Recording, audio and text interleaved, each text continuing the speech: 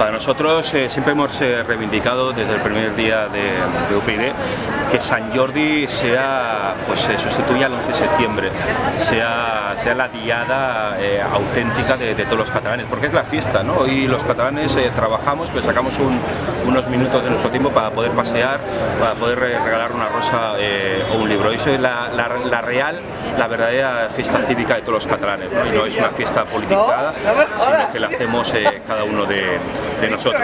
Hoy yo lo que siento es envidia, ¿no?, de los aragoneses y de los castellano-leoneses, ¿no?, que hoy celebran su día de la comunidad, mientras que nosotros es solo una fiesta cultural, que está bien, ¿no?, pero seguiremos reivindicando que el 23 de abril sustituya al 11 de septiembre. Nosotros estamos colaborando en estas elecciones municipales con Unión de Afectados por la Hipoteca, una asociación de desahuciados que ahora mismo están reivindicando sus ideas aquí en nuestro stand. Estamos colaborando, ¿no?, orgullosos de poder aportar un granito de arena a esta asociación que está defendiendo sus intereses. Nosotros como lo hacen nuestros cargos electos y ellos desde la calle y desde los bancos, ¿no?, que están negociando sus relaciones en pago.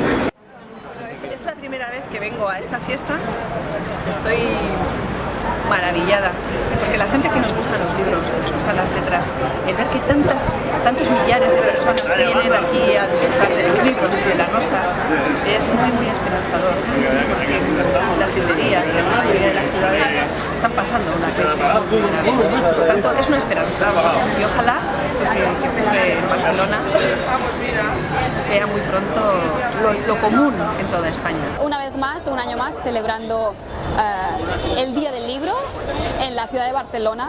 Yo creo que es el día más emblemático, el que mejor representa la pluralidad de una ciudad abierta, que es lo que UPyD desea por y para los barceloneses. Es sin duda alguna la fiesta de la pluralidad, la fiesta de la gente en la calle, la convivencia. Por un día los barceloneses recuperan su ciudad y ese es el proyecto que nosotros queremos recuperar para nuestros vecinos, recuperar la ciudad. Como aragonesa de nacimiento y catalana de adopción, un día muy especial para todos y un día grande, ¿no?, para celebrar aquí en Cataluña, en Barcelona. No pertenecemos a la plataforma de afectados por la hipoteca, somos la Unión de Afectados por la Hipoteca, realmente no concibimos la forma de actuar de la plataforma, tenemos nuestros motivos propios, hemos roto, como ha pasado en todas otras entidades, hemos roto con ellos y realmente vamos independientes.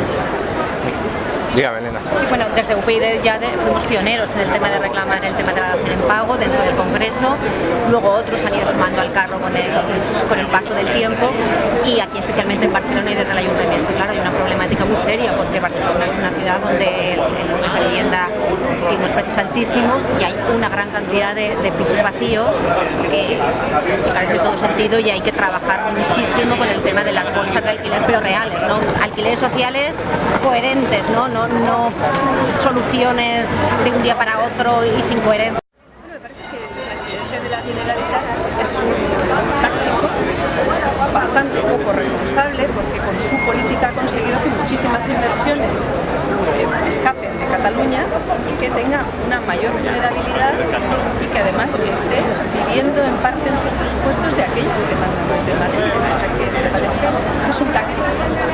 Y en cuanto como táctico piense que le puede perjudicar una fecha u otra, jugará con ello, porque él no está pensando en realidad en los intereses de los catalanes, él está pensando en sus propias jugadas, que además no han llevado a nada positivo más que a una polarización en la sociedad catalana, que ahora por fortuna está bajando. Y yo creo que la sociedad, la gente normal, hay tantos héroes anónimos en Cataluña y en toda España que sacan este país adelante a pesar de gobernantes así. Yo creo que unos y otros están jugando algo que polariza y genera tensiones en toda la sociedad catalana. Y lo que hay que pensar es en lo que los catalanes necesitan mayoritariamente. Los catalanes necesitan cosas en positivo. Dar valor a lo que héroes anónimos, a toda la gente que saca adelante un pequeño comercio, una empresa, que saca adelante una librería, que saca adelante un colegio. Esa gente buena que está aportando cosas para todos los demás, para toda la comunidad, no se merecen juegos tácticos que rompen a la sociedad como lo que hacen las personas que están en la